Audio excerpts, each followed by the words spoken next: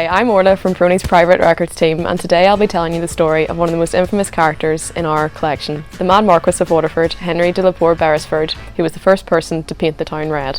Henry was born in 1811, and by the time he was 17, his father, mother, two sisters and elder brother had all died, making him the Marquess of Waterford before he had even left school. His uncle, Lord John Beresford, the Archbishop of Armagh and Primate of all Ireland, became his guardian, and letters relating to Henry's education are held in the Poer Beresford papers at Prony. Primate Beresford frequently corresponded with Henry's tutor at Eton, Mr. Flavel, and the letters offer an insight into Henry's conduct at school. In 1828, Mr. Flavel wrote to Primate Beresford, reassuring him that Henry's present good conduct was making up for his past fault, and mentioned that Henry had apologised fully to a Mr. Bewles. While the transgression which necessitated an apology is not mentioned, it is these early letters which give us a first glimpse into Henry's character. The antics did not end upon leaving Eton for Oxford University. By May 1831, Henry, his uncle and the Dean were exchanging letters regarding Henry's leaving Oxford without a degree. Henry explained to his uncle that he couldn't face reading all those books over again, and as it is anything but credible to a young man to take a degree without honours, leaving Oxford without one would be the best course of action. Both Henry and the Dean sent letters to Primate Beresford regarding this matter, attempting to ease the doubts and concerns he had raised over the issue. The Dean said, "I beg leave to repeat to your Grace that my advice to him was not occasioned by any unusual irregularity on his part, nor intended in the most distant manner to express my disapprobation of his conduct. He informs me, however, that it would be difficult to remove this confusion from your Grace's mind unless I allow him to stay here towards the conclusion of the present term." 2 weeks later, the matter seems to have been resolved, as Henry wrote a hurried letter to his uncle stating that he was rather busy preparing for the Henley Regatta.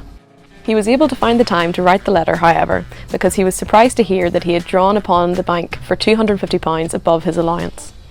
He considered that this must be a mistake on the part of the bank, because he only spent £1,000 the previous year.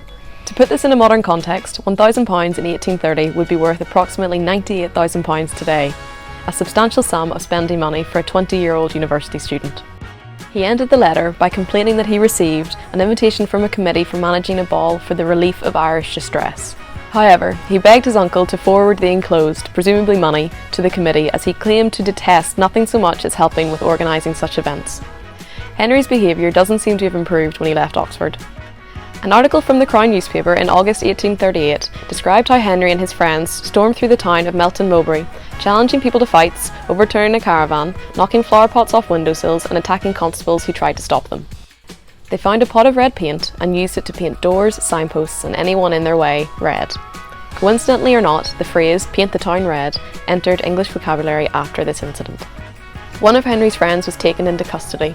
However, the riotous group knocked down the constable, stole his keys and freed their friend, carrying him off on their shoulders.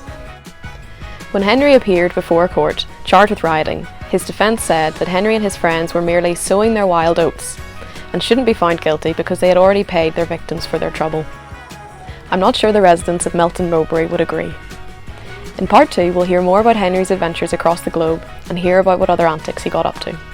And don't forget, all the records used in this video are available to view at Prony if you'd like to come in and discover more.